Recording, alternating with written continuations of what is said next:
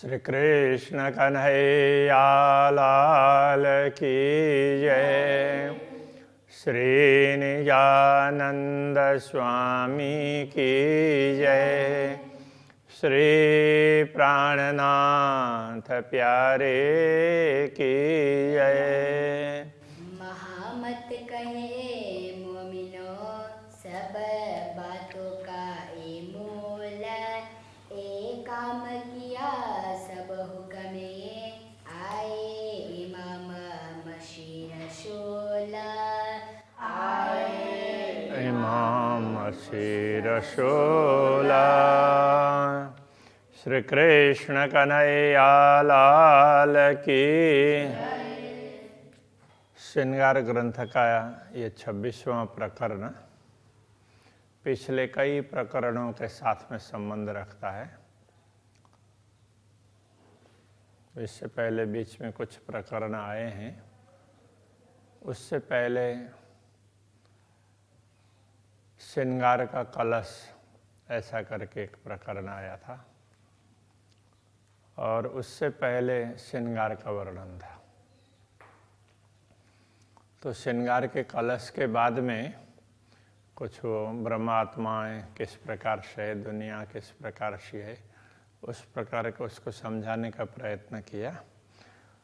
तो पूर्ण ब्रह्म परमात्मा का श्रृंगार स्वरूप ये सब ब्रह्मात्मा ही समझ सकती है।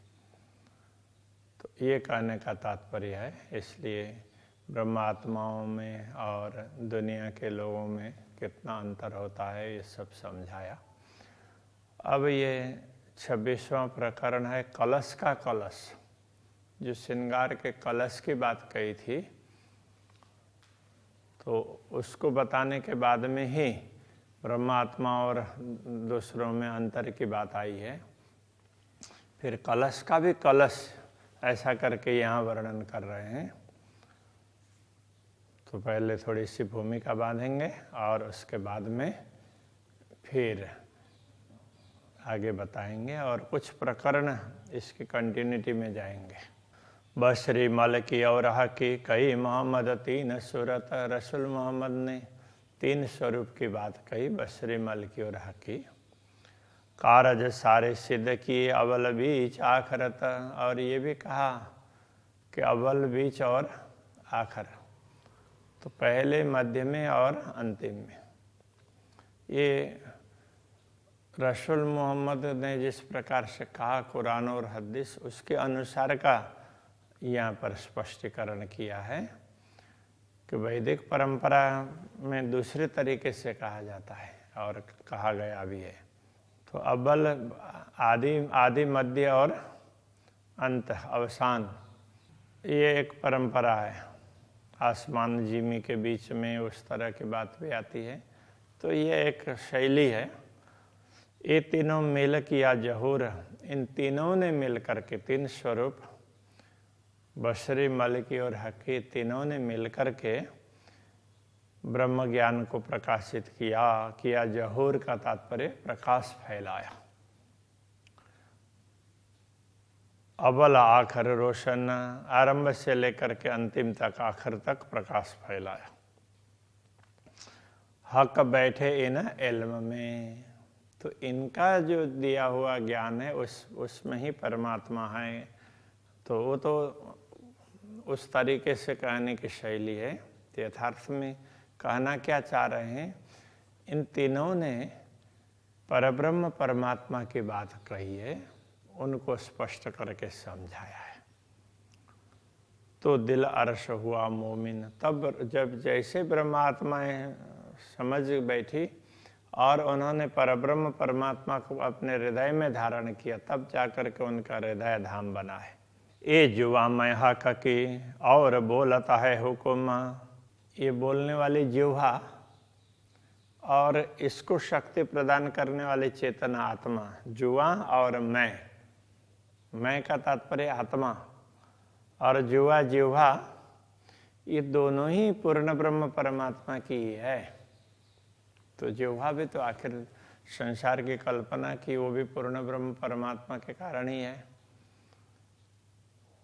तब संसार बना। इसलिए जो अभी बोला जा रहा है वो पूर्ण ब्रह्म परमात्मा के आदेश से ही, और बोलता है हुक्म, बोलने वाला तो दूसरा कोई नहीं है, पूर्ण ब्रह्म परमात्मा का ही आदेश है। तो उसने ही ब्रह्मात्माओं का स्वरूप भी धारण किया, तो ये सारा कार्य वही करता है। ह का अरस वर्ण तो हुआ जो वाहिद अथवा का खसम, तो पूर्ण ब्रह्म परमात्मा का धाम परम धाम और पूर्ण ब्रह्म परमात्मा के विषय में वर्णन तभी संभव हुआ जो वाहिद बक्का खसम। वाहिद बोलते हैं अद्वैत भाव को, बक्का अखंड, खसम स्वामी। तो पूर्ण ब्रह्म परमात्मा है, अद्वैत धाम परम धाम उसके स्वामी हैं, और उनके हुक्म से ये सब बताया जा रहा है। इसलिए उनके कारण ही परम धाम का वर्णन हुआ है, अन्यथा नहीं हो सकता है। तो वो चाहते हैं तब जा कर के हुआ। तो अनेक लोगों ने कोशिश की होगी, सबके द्वारा नहीं हुआ। जिनके द्वारा हुआ है तो परमात्मा ने चाहा तब हुआ है, ये कहना चाह रहे हैं। गई बखिलवत जाहिर तो हुई जो हके कराई ये। गैब का तात्पर्य रहस्य होता है, गूढ़ बात है। खिलवत एकांत। तो अब यहाँ क्या कहना चाहते हैं, परमधाम का रहस्य स्पष्ट किया गया, तो तभी किया गया जो हकें कराई है। पूर्ण ब्रह्म परमात्मा ने चाहा, करवाया तभी हुआ है, अन्यथा नहीं होता। एक खबर नहीं नूर को करी लुदन्नी जाहिर है। परमधाम के सभी रहस्य और उसमें भी खास करके पूर्ण ब्रह्म परमात्मा की लीलाओं के विषय में अक्षर ब्रह्म को भी ख्याल नहीं है। एक खबर नहीं नूर को, अक्षर ब्रह्म को भी इस विषय में ख्याल नहीं है। करी लुदन्य जाए रहे। अब ये लुदन्य स्थिर ज्ञान, तारतम ज्ञान ने इसको स्पष्ट करके बता दिया। अब वो तारतम ज्ञान कौन ले आया, तो पूर्ण ब्रह्म परमात्मा का आदेश। तो उसने अलग अलग रूप धारण किए। तो ब्रह्मात्माओं के रूप में, श्यामा जी के रूप में, दुनिया में उसी ने धारण किया है। वर्णन किया अरस का सो सब हिसाब अरसई के। परमधाम का वर्णन किया तो शब्द तो लौकिक चुने, किंतु हिसाब किताब जो तरीका है वो परमधाम के हिसाब से ही गया। गिनती सो भी अरस की जो गिनती है, हम दुनिया के हिसाब से न गिने, वो परमधाम की गिनती है। ये बातें मोमिन समझेंगे, ये बातें तो ब्रह्मात्माएं ही समझती हैं। या पहाड़ या तिनका सो सब चीज विदा आत्म। पहाड़ हो या पहाड़ जितना महान बड़ा हो, विशाल, और एक तिनके की तरह से बहुत छोटा हो, सो सब चीज विदा आत्म। वो सब जितने भी हैं वो आत्मा की भांति है। जैसे आत्मा अक्षरातीत का अंग है, आत्माएं अक्षरातीत के अंग हैं, उस प्रकार तो आत्माओं के भी अंग के रूप में ये सब है। सब देत देखाई जाए ज्यों देखिए माहे चश्मा। तो जैसे चश्मा तो आँख में ही लगाते हैं तो पता चलता ही है ना। तो उस तरह से जैसे आँख के पास में ही है, तो उसी प्रकार से सब देत देखाई जाए।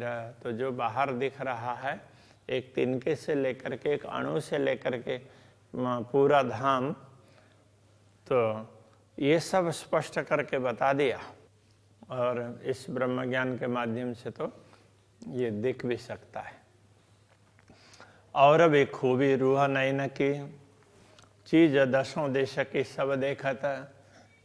अब यहाँ ब्रह्मात्माओं की विशेषता बता रहे हैं कि ब्रह्मात्माओं की दृष्टि की, नयन की विशेषता ये है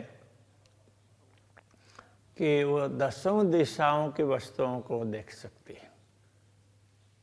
तो इस नश्वर शरीर में आंखें हैं तो कुछ तक दिखता है, 180 डिग्री भी नहीं दिखेगा, तो यहाँ से यहाँ तक पूरा नहीं दिखेगा। फिर भी बहुत कुछ दिखता है, किंतु परमधाम की आंखें क्या है, तो उससे तो 10 दिशाएं, आत्मा की आंखें उससे तो 10 दिशाएं दिखेगी। पाताल या आसमान की रूह नजरों स्वभावत, पाताल हो या आसमान हो, तो ब्रह्मात्माओं की दृष्टि में सब है। यहाँ कहने का तात्पर्य यह है, तो ब्रह्मात्माओं को सारा ही पता चलता है, पाताल से परमधाम पर्यंत सारा। रूह का ही लक्षण बाहर अंदर नाही दोए, तो ब्रह्मात्माओं के लक्षण ये है वो अंदर कुछ छिपा करके रखें और बाहर से कुछ और बोलें, ऐसा नहीं, दोनों अंदर और बाहर दोनों एक है। तन दिल दो एक ही, रूह कई अतः सोए। तन दिल दोनों एक जैसे हैं। तन का तात्पर्य बाहर जो दिख रहा है, अंदर जो सोचते हैं और बाहर जो दिखता है, इसके लिए यहाँ कह रहे हैं तन और दिल दोनों एक ही लगते हैं। रूह कैयत सोए, कैयत है सोए। तो इस प्रकार का आचरण जिस किसी का भी दिखाई देता है उसको समझना चाहिए कि ये ब्रह्मात्मा है। दूर नजीक भी अरस के सो भी पाइए अरस सहूर। यहाँ ये समझा रहे हैं, परमधाम में दूर हो या नजीक जो भी हो, तो वो परमधाम की समझ से समझा जा सकता है, दुनिया की समझ से नहीं समझा जाएगा। परमधाम की बात थोड़ी सी भिन्न प्रकार की है, तो दुनिया के हिसाब से समझना कठिन होता है, इसलिए कहते हैं सो भी पाइए अरस सहूर। तो परमधाम की समझ, परमधाम के प्रकार के समझ हो तभी ये पता चलेगा। तो किसी भी बात को समझने के लिए उसके तरीके से सोचना पड़ता है। तो परमधाम के तरीके से हम समझने का प्रयत्न करेंगे तो नयन चरण अंग तीनों ही एक यादय में हजूर। नयन हो, नयन कमल चरण हो या दूसरे कोई भी अंग हो, एक यादय में हजूर, एक बार याद किया तो भी हजूर का अनुभव कर सकते हैं।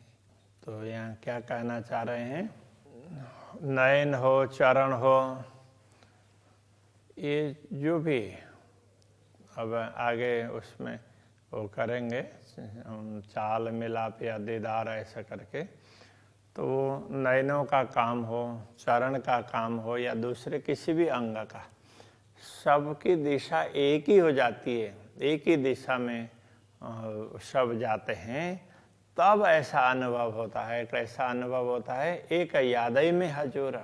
एक बार स्मरण कर लिया तो ब्रह्मात्मा को लगता है कि मैं तो पूर्ण ब्रह्म परमात्मा के चरणों में हूँ। हजूर का तात्पर्य निकट, तो पूर्ण ब्रह्म परमात्मा से मैं दूर नहीं हूँ, इस प्रकार का अनुभव होगा। तो वो कब होगा, तो सब इंद्रियों की दिशा एक हो जाएगी, आत्मा की, सबकी। तो इसलिए एकाग्रता बहुत आवश्यक है, एक लक्ष्य रख करके एक दिशा में चलना बहुत आवश्यक होता है। चाल मिलाप या दीदार ये तीनों रूह के नेक। चाल का तात्पर्य कोई भी चलता है तो वो उसकी चाल होती है।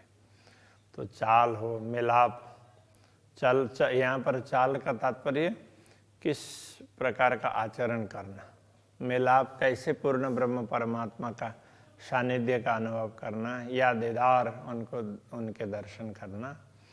ये तीनों रूह के नेक, तो ये तीनों ही ब्रह्मात्माओं के लिए तो नेक से नेक, अच्छे से अच्छा। तो ये सब ब्रह्मात्मा के लिए बहुत बढ़िया है। जब ही याद जो आवही तब ही होए माहे एक, ये कहना चाह रहे हैं। जब ही याद जो आवही, जब ही स्मरण करते हैं तब ही होए माहे एक, तब वो एक ही हो जाते हैं।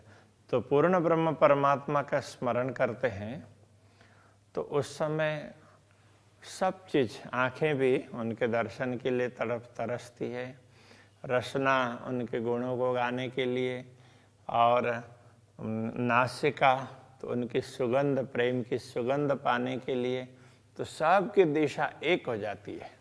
तो ये कहना चाह रहे हैं, जब पूर्ण ब्रह्म परमात्मा का स्मरण होता है तभी होए माहे एक, सब के सब एक दिशा में लग जाते हैं। या तो जिमी के दूर लगा या नजीक आगो नजर। तो इस दुनिया में, दुनिया के हिसाब से अथवा परमधाम के हिसाब से भी कहें, या तो जिमी के दूर लग, भूमि में दूर दूर तक हो, अथवा तो एकदम नजीक, आगू नजर करने का तात्पर्य नजर के समक्ष एकदम नजीक हो, कोई भी वस्तु दूर हो या नजीक हो। जैसे ही पूर्ण ब्रह्म परमात्मा का स्मरण करते हैं तो तुरंत नजीक पहुंच जाते हैं। इस प्रकार की बात कहना चाह रहे हैं। दूर नजीक सब याद में, स्मरण कर लिया तो दूर समझ लिया तो दूर है, नजीक समझ लिया तो नजीक है। कोई ऐसा दूर नजीक ऐसा होता नहीं है। तबे होए माहे एक, तब वो एक हो जाते। जैसे स्मरण कर लिया तो सब कुछ नजीक होते हैं। जैसे पशु पक्षी कितने ही दूर हों परमधाम में, किंतु अक्षरातीत को स्मरण करते हैं तो एक क्षण में पहुंच जाते हैं, उनको समय लगता नहीं है। अरश दिल मोमिन तो कया जो हकसों रूह निश्वत। ब्रह्मात्माओं को धाम हृदय ऐसा कहा, तो उसका तात्पर्य क्या है? तो आत्मा का संबंध पूर्ण ब्रह्म परमात्मा से है ना, आत्मा तो उनके अंश स्वरूप है ना, इसीलिए उनको धाम हृदय कहा। उनके हृदय में परमात्मा विराजमान होते हैं, इस तरह से कहा। ना तो अरस दिल आदमी का क्यों कहा जाए ख्वाब में, तो मनुष्य का दिल और ये भी नश्वर जगत में, तो उसको धाम कैसे कह सकता है? दूर हो या नजीक हो, सारा वो एक जैसा ही होता है। स्मरण करते हैं तो दूर का भी नजीक का एक ही है, एक साथ में पहुंचेंगे कहीं भी। ऐसा है। जैसे राज्य के दर्शन की इच्छा हुई तो पशु पक्षी वगैरह किसी भी मानिक पहाड़ के हों या पुखराज पहाड़ के हों, दर्शन की इच्छा हुई तो एक साथ में पहुंच जाएंगे। इस प्रकार से समझना होता है। रूह तन की असल अरश में अरश ख्वाब नहीं तफावत। ये ब्रह्मात्माओं का असली तन परमाधाम में है, परात्मा। तो उसने इस स्वप्न को देखा है। देखने वाली चेतना आत्मा तो वही है, इसलिए उसमें और इसमें कोई अंतर नहीं है, ये समझाना चाह रहे हैं। और इसी चौपाई से आगे जा कर के कहा जाएगा। तो रूह तन की असल अरश में परात्मा तो आत्मा का जो आत्मा का असल है वो तो परात्मा है, वो तो वास्तव में परमधाम में ही है। इसलिए अरश ख्वाब नहीं तफावत है। तो परमधाम की आत्मा हो या दुनिया में शरीर धारण करने वाले ख्वाब की आत्मा हो, स्वप्न देखने वाली, उसमें अंतर नहीं है। इसीलिए तो कया शहरग से नजीक बीच दुनिया न्यामत। तो इस दुनिया में ये बात इसलिए कही कि परमात्मा तो प्राण नली से भी निकट है, क्योंकि परात्मा के तो निकट ही है ना, इसलिए ये आत्मा भी तो परात्मा के अंदर ही है, इसलिए दूर नहीं है, ये बताना चाह रहे हैं। दिल मोमिन अरस तन बीच में, तो ब्रह्मात्माओं का दिल है तो वो परात्मा के अंदर ही है। परात्मा ने ही इस दुनिया को देखा है। उन दिल बीच है ये दिल, तो ब्रह्मात्माओं का ये दिल है, ये भी परात्मा के दिल में ही है, उससे अलग नहीं है। कहने को ये दिल है अरश दिल असल। कहने के लिए ये नश्वर शरीर का दिल है, यथार्थ में तो वो परात्मा का दिल है, उस तरह से ही है। तो जैसे परात्मा के दिल में पूर्ण ब्रह्म परमात्मा विराजमान होते हैं, ऐसे ही इस नश्वर शरीर को धारण करने वाले चेतना है, तो उनके इस नश्वर शरीर के दिल में भी पूर्ण ब्रह्म परमात्मा की छवि अंकित होती है। तो ये दुनिया तो कुछ है नहीं, तो कल्पना कर ली उसके हिसाब से है, यथार्थ में तो कुछ है नहीं। थोड़ी देर दिखाया, इतनी देर के लिए दूर दिखाई दे रहा है, ये समझाना चाह रहे हैं। तो अभी यहीं रखते हैं। श्री कृष्ण कन्हैया लाल की जय। है अरसई दिल असल,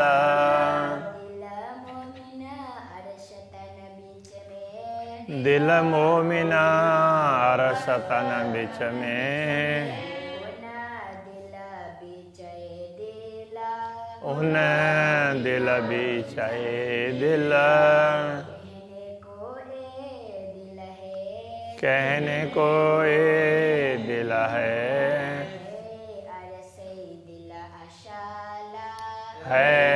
अरसई दिल असाला, है अरसई दिल असाला। कृष्ण कन्हैया लाल की जय, श्री निजानंद स्वामी की जय, श्री प्राणनाथ प्यारे की जय, श्री पाँच नौतनपुरी धाम की जय, जगत गुरु आचार्य श्री 108 कृष्णमणि जी महाराज